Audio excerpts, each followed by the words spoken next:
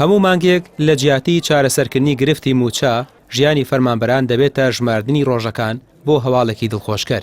لەم هەرێمە پڕ لە سامانە بۆچی دەبێت بژێوی خەڵک هەمیشە لە بازنەیەکی داخراوی چاوەڕوانی دابێت و کێشەی موچە نەبێتە ئەولەویەتی ڕاستەقینەی بڕیارەکان؟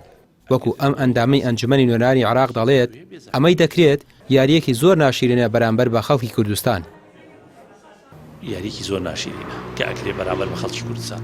تۆ حکوومەتێک نەتوانێت 120 میلیارد داهاتی ناوخۆ کۆ بکاتەوە کە داهاتێکی زۆر باشیشی هەمومان نەزانین چ لە ڕسمی و چ لە ناڕەسمی نەتوانێت داهاتێک کۆ بکاتەوە تاوانی هەوڵاتی چیە بەشێکی لە ئەستۆی سلێمانی و بەشێکی لە ئەستۆی هەولێرە. ئەگەر بۆیەوە بەڕاستی پێتان وایە حکوومەتێکی یەکگرتوویە بێ زەحمەت کۆیکەنەوە هەموو مانگێک لە 15 مانگ لە 20 مانگ بینێرن بۆ ئەوەی لە دوای 20 مانگ لەگەڵ موچەی فەرمانبەرانی عێراق وردە بێت. لێرە بەهۆی ناڕوونی لە ڕێخستنی خەرجی و داهاتەکان موچەخۆر بۆتە قوربانی ململانەیەکی سیاسی کە تیایدا بژێوی خەڵک وەک کارتێکی فشار بەکار دەهێنرێت.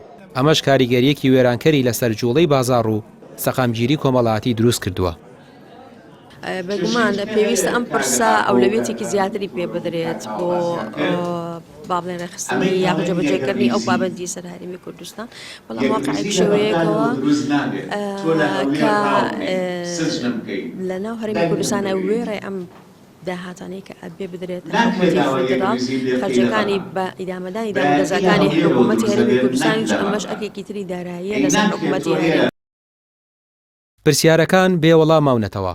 تاکەی شکۆی مرۆڤی ئەم نیشتیمانە بەسراوە دەبێت بە ناردن و نەناردنی بڕەپارەیەک کە مافی سەرەتایی خۆیەتی، ئەوەی خەڵک داوای دەکات حکومەتدارەتیەکی بەرپرسیارانەیە نەک بەڕێکردنی کات، چونکە نان و ژیان چاوەڕێی یاریە سیاسیەکان ناکەن. ڕامیار عوسمان، کەناڵی پەیام، سلێمانی.